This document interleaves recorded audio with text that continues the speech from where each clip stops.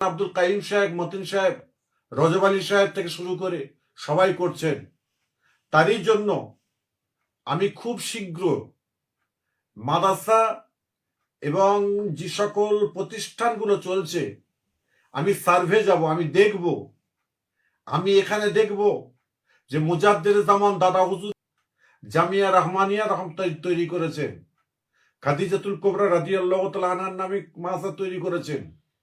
আজ গতকালকে আমি দেখছিলাম একজন মহিলা, মেয়ে ছেলে ইংলিশে তারা বক্তব্য দিচ্ছে। তারা আজকে সমাজ গড়ার কিভাবে তারা আজকে আপনার কারখানা তৈরি করেছে, আজকে ইসলামটাকে কিভাবে প্রচার প্রসার করছে, সেটা মাওলানা আব্দুল কাইম। আসসালামু আলাইকুম ওয়া রাহমাতুল্লাহি ওয়া বারাকাতুহু।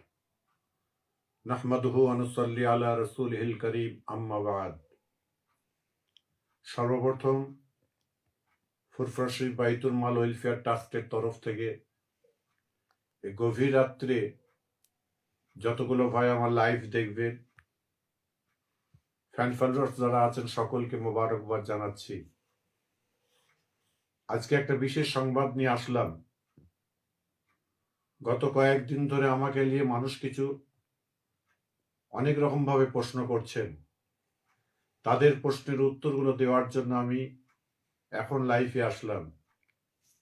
কিছুক্ষণ আগে একজন আমার হাঁটুর বয়সের মানুষ আমাকে প্রশ্ন করছেন যে আপনি যদি এইভাবে যদি কাজ যদি করেন, কওমের স্বার্থে, কওমের জন্য আমি কাজ করছি, সেই কওমের কাজকে তারা আমাকে বাধা দেওয়ার জন্য কিছু ছেলে পেলেদের ঘরে ফিট করে ফুরফুরা শরীফ মুজাদ্দের জামান দাদা হুজুর কেবলা রহমতুল্লাহ আলাইহির যে ইজ্জত এবং সম্মান যেটা আছে সেটাকে শেষ করার জন্য কিছু ফচকে ফচকে ছেলেরা তারা হই হই করছে।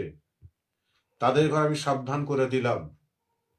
এবং বিশেষ করে আজকে ওয়াকফের সম্পত্তি নিয়ে যেভাবে আমাদের এই রাজ্যে আলেম সমাজ, জ্ঞানী গুণী সমাজের মানুষ যারা আছেন তারা যেভাবে অতপ্রতভাবে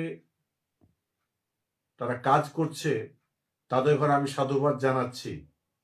এবং বিশেষ করে ফুরফুরা শরীফের মুজাদ্দির জামান আমিরুশ শরিয়াত আলা হযরত পীর দাদা হুজুর কেবলা রহমতুল্লাহ আলাইহির সিলসিলাটাকে আমরা নিজেরাই কিন্তু ছোট করে দিচ্ছি। এই আলেমের সঙ্গে ওয়াজ করা যাবে না, ওই আলেমের সঙ্গে ওয়াজ করা যাবে না। এইগুলো ব্যাপারটা কি? একটা সময় ছিল মানুষ মানুষের জন্য পাগল হয়ে থাকতো। আজকে সেই ফুরফুরা শরীফের থেকে মানুষ সরে যাচ্ছে।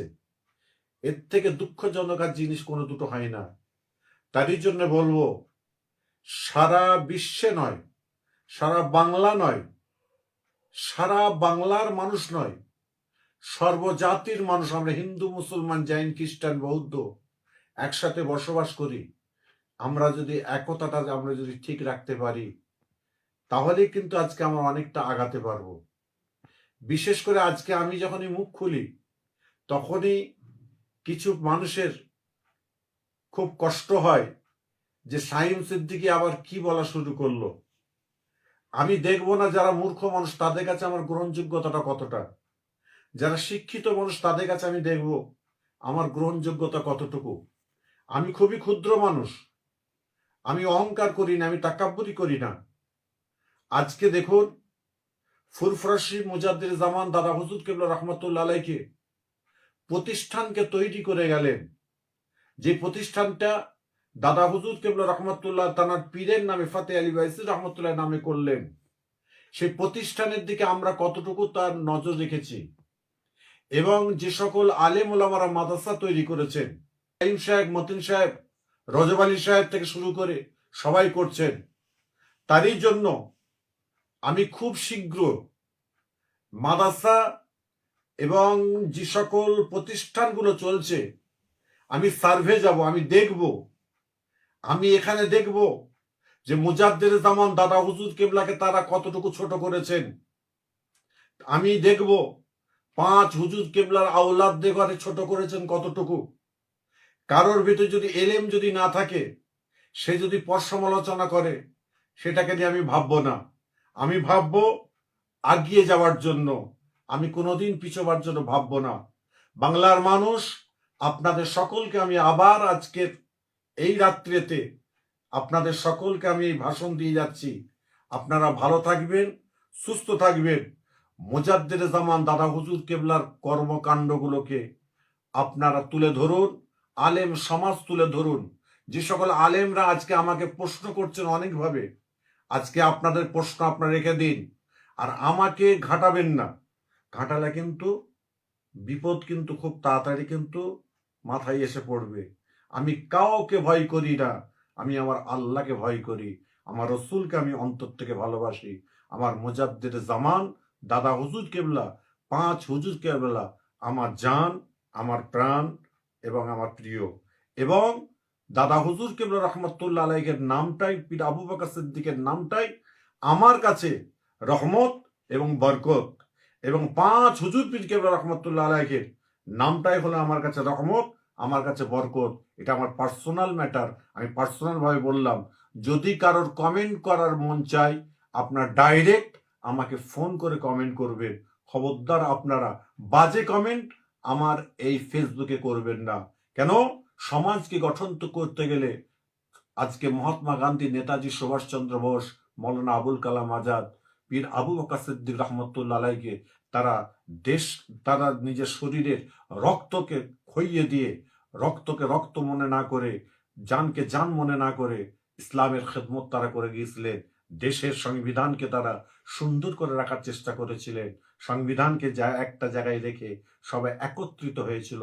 আজকে আমরা আলেম সমাজ, ফুরফুরা, তবলিগ, দেওবন্দি, বেরেলি, আমি কাউকে চিনি না।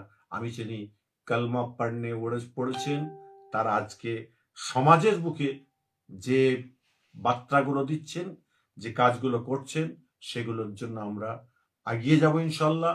ওয়াকফ যে সম্পত্তি, কেন্দ্র সরকার, আমি আবার অনুরোধ করছি, আগেও করেছি, আজকেও করছি, আপনারা কেউ আমরা কোনোদিন বুঝে নেব না, আর বুঝতেও পারবো না। আমাদের যেভাবে আমরা চলেছি ওয়াকফের স্টেট নিয়ে, ওয়াকফের সম্পত্তি নিয়ে, আমাদের মাদ্রাসা, আমাদের মক্তব, আমাদের মসজিদ যেভাবে চলেছে আমরা সেইভাবে চালাবো। কারোর কোনো কথা আমরা শুনবো না। সে আমাদের নরেন্দ্র মোদীজি বলুক আর যেই বলুক না কেন, আমরা আমাদের জায়গায় আমরা প্রতিষ্ঠিত থাকবো ইনশাআল্লাহ। আল্লাহ হাফিজ। আসসালামু আলাইকুম।